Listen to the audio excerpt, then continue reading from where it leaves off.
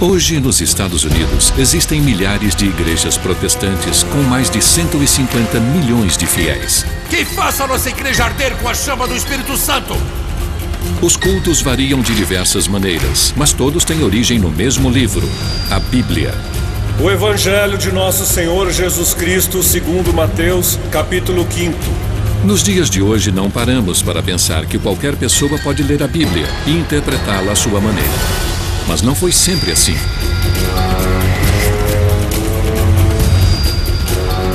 Sabemos que por trás da Bíblia existe uma história sombria de subversão, contrabando, prisões e assassinatos. A Bíblia já foi escrita em uma língua que ninguém compreendia. E quando as pessoas começaram a ler a palavra de Deus diretamente em inglês, teve início uma revolução na essência da fé popular. Por isso, séculos atrás, a Bíblia em inglês tornou-se um livro ilegal. E alguns homens sacrificaram suas vidas para traduzi-la. John Wycliffe, Thomas Cranmer e William Tyndale. Quanto ao Papa, eu o recuso! Ele é inimigo de Deus e é o anticristo! Sua luta transformou o acesso à Bíblia em um dos fundamentos do cristianismo e da democracia moderna.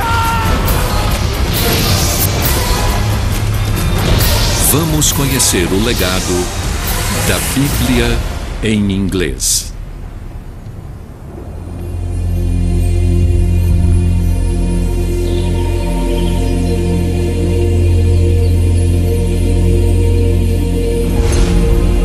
Pai nosso que estais no céu, santificado seja o vosso nome.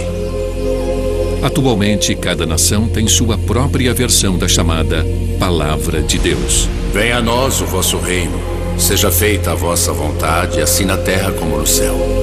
Porém, as línguas originais da Bíblia foram o hebraico e o grego antigo. O pão nosso de cada dia nos dai hoje. Perdoai as nossas ofensas. A tradução para o inglês foi feita somente em 1526 e, na época, foi um ato ilegal. As autoridades inglesas acreditavam que se pessoas comuns lessem a Bíblia por conta própria, questionariam a autoridade da igreja. Assim como nós perdoamos a quem nos tem ofendido, e não nos deixeis cair em tentação, mas livrai-nos do mal. Amém. Portanto, quando a Bíblia em inglês surgiu na década de 1380, ela não marcou apenas o renascimento religioso, mas também uma reviravolta política. Naquela época, existia somente uma igreja em toda a Europa Ocidental. Era a igreja que hoje chamamos de Católica Apostólica Romana, e seu pontífice era o Papa.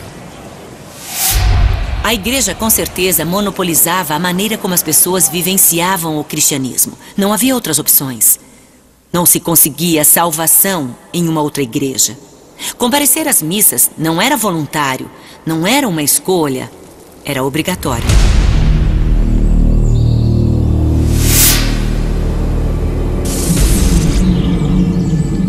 Mas em meados do século XIV, uma série de acontecimentos drásticos começou a destruir o velho mundo. De 1348 a 1350, uma praga se alastrou pela Europa. A peste negra matou quase metade da população. Comunidades inteiras foram varridas do mapa e ninguém sabia explicar a causa dos acontecimentos. Acreditavam apenas ser a vontade de Deus. A Europa foi dominada pela morte. E a igreja, com sua promessa de salvação, era a única saída. Mas a Bíblia não era o centro das práticas da igreja, e sim a missa. Celebrada por padres, era um sacramento com o poder de conferir a vida eterna. Este ritual, no qual acredita-se que pão e vinho tornam-se o corpo e o sangue de Jesus Cristo, era tão importante quanto o próprio Evangelho. Mas o povo era excluído. Os padres se voltavam para o altar, ficando de costas para os fiéis, e falavam em latim, uma língua inacessível, que apenas os sacerdotes compreendiam. Mesmo que as pessoas ouvissem a leitura da Bíblia, ela também seria em latim, em uma tradução com 1000 anos de idade. Realizar os rituais e seguir as imposições do padre era o que levava ao paraíso. E isso concedeu à igreja um enorme poder político. O status de um padre era realmente de poder, porque eles eram capazes de executar milagres com suas palavras. E realmente era uma posição muito poderosa. Lá em cima, no altar, lidando com um grande mistério. Dominar a linguagem que o revelava devia ser muito impressionante para as pessoas que não entendiam as palavras que eram ditas.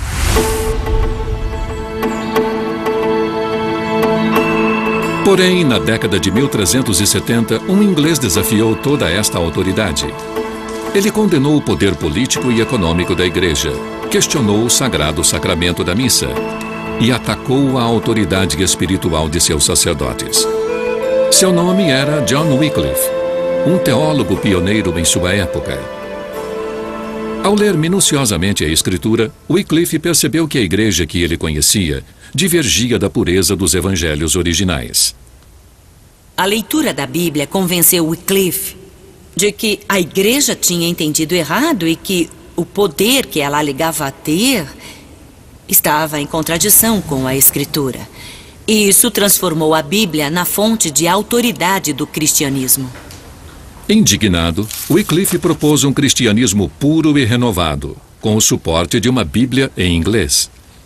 Agora, sabendo disso, por que não podemos escrever o evangelho em inglês para poder edificar a alma de todos os homens? E assim começou um movimento revolucionário. John Wycliffe e seus seguidores passaram a traduzir a Bíblia para sua própria língua. Na época, eles eram chamados de Lollardos, termo que teve sua origem Lollard, murmurar em holandês, o que aludia ao fato de sussurrar em suas preces. Eles traduziram a Bíblia do latim para a língua do cotidiano, uma forma arcaica do inglês atual. In the beginning, God made of Nocht heaven and earth. No princípio, Deus criou o céu e a terra. The surface of the earth was idle and void. E a terra era sem forma e vazia. E havia trevas sobre a face do abismo. And the Spirit of the Lord was born on E o Espírito de Deus se movia sobre a face das águas. And God said, Licht be mad. And Licht was mad. E Deus disse, faça-se a luz. E a luz foi feita. Sobreveio a tarde e depois a manhã. Foi o primeiro dia. Ainda não havia impressão em papel na Europa, por isso todas as Bíblias de Wycliffe eram manuscritas. Cada uma podia levar 6 meses para ficar pronta. A Bíblia de Wycliffe não foi impressa, por isso cada uma delas é um objeto único. As primeiras Bíblias pareciam cartilhas de tradução do latim para o inglês. Palavra por palavra, era quase uma tradução literal em vez de se traduzir os contextos. E isso soava meio estranho. As últimas versões eram mais elaboradas, mais coerentes, de leitura mais agradável. Já não parecia que alguém estava aprendendo a traduzir, mas sim pensando biblicamente. Ela é uma das monarquias mais... Ler a Bíblia de Wycliffe encorajava as pessoas a terem opinião própria, algo que não era tolerado pelas autoridades. Isso abalava o status quo da igreja e do Estado. Wycliffe morreu em 1384. Logo em seguida, uma série de medidas repressoras tentaram acabar com o movimento dos Lollardos, o Lollardismo. Em 1407, os livros de Wycliffe foram proibidos e a tradução da Bíblia para o inglês se tornou ilegal. A partir de então, possuir uma Bíblia em inglês era considerado heresia. E a punição para a heresia era a fogueira. Em 1415, 30 anos após sua morte, um concílio da Igreja Católica condenou Wycliffe como herege, dando início a um ritual bizarro. Em 1428, quase meio século depois de ser enterrado, o corpo de Wycliffe foi exumado pelas autoridades. Esta exumação macabra foi a vingança da igreja. haec sanctos synodos declarat deficientiat eiundem Johannem Wycliffe USA. Esse concílio sagrado declara, define e determina que John Wycliffe foi um herege obstinado e notório, e até morreu como herege. Em seguida, seu corpo foi entregue às autoridades e levado à fogueira. Este concílio o excomunga completamente e condena sua memória. Decreta e ordena que seu corpo e ossos, se puderem ser distinguidos dos corpos dos fiéis, sejam exumados e levados para longe do cemitério da igreja, segundo as sanções legítimas da lei canônica. Desta forma, as autoridades esperavam destruir Wycliffe e suas ideias totalmente. Mas foi em vão. Mesmo sendo ilegais, sobraram mais manuscritos da Bíblia de Wycliffe do que de qualquer outro texto medieval em inglês. As ideias de Wycliffe não morreram. Elas são menos mortais que o seu corpo e foram mantidas vivas na inspiração que ele deu a seus seguidores. O interessante sobre as Bíblias de Wycliffe é que sobraram muitas delas. Então, apesar da proibição, elas devem ter sido produzidas em massa. Enfim, eram livros ilegais e, por serem proibidos, se tornaram muito populares. A Bíblia de Wycliffe circulou secretamente entre os lollardos nos 100 anos seguintes, apesar da proibição. Mas a Igreja Católica ainda tentava controlar a vida religiosa dos ingleses. De tempos em tempos, os bispos conduziam uma purgação e percebiam que as ideias de Wycliffe estavam longe de serem esquecidas. Em um caso de 1506, 60 pessoas foram presas em apenas um vilarejo e 2 foram queimadas como hereges.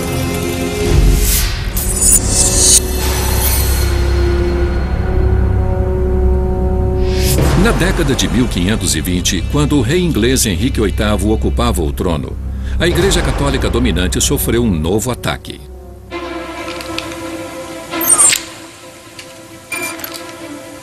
Era cada vez mais difícil censurar o pensamento livre.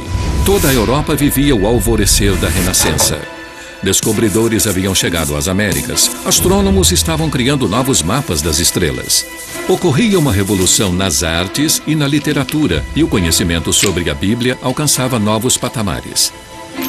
O surgimento da impressão havia aumentado o número de livros em circulação. Novos manuscritos foram descobertos e melhor compreendidos. Isso aprimorou intensamente o estudo de línguas antigas, como hebraico e grego, nas quais a Bíblia foi originalmente escrita. Em 1515, tudo isso culminou em uma edição revolucionária do Novo Testamento. Era uma publicação dos evangelhos gregos originais em uma nova tradução e mais cuidadosa para o latim. Finalmente, os cristãos instruídos de toda a Europa puderam ler as palavras originais dos apóstolos. E esta nova tradução revelou que a Bíblia em latim, tida como oficial pela Igreja Católica, continha inúmeros erros. Essa edição foi importantíssima. O Novo Testamento é grego em sua essência, e outro texto era uma tradução. O impacto foi colossal.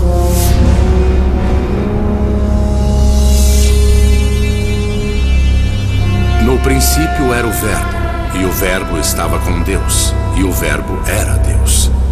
E ele estava no princípio com Deus.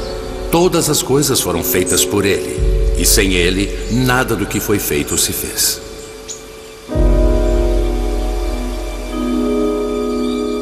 A nova edição do Novo Testamento grego serviu de inspiração para um jovem estudioso chamado William Tyndale. Ele nasceu em 1494 e é o responsável pela maior parte da tradução da Bíblia em inglês conhecida hoje. E a luz resplandece nas trevas, e as trevas não a compreenderam.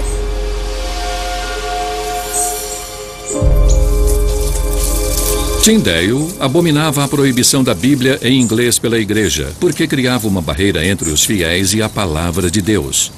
Quem é tão cego a ponto de dizer que não pode ver a luz e anda na escuridão? Para ele só resta errar. E esse erro é o perigo da danação eterna. É provável que Tyndale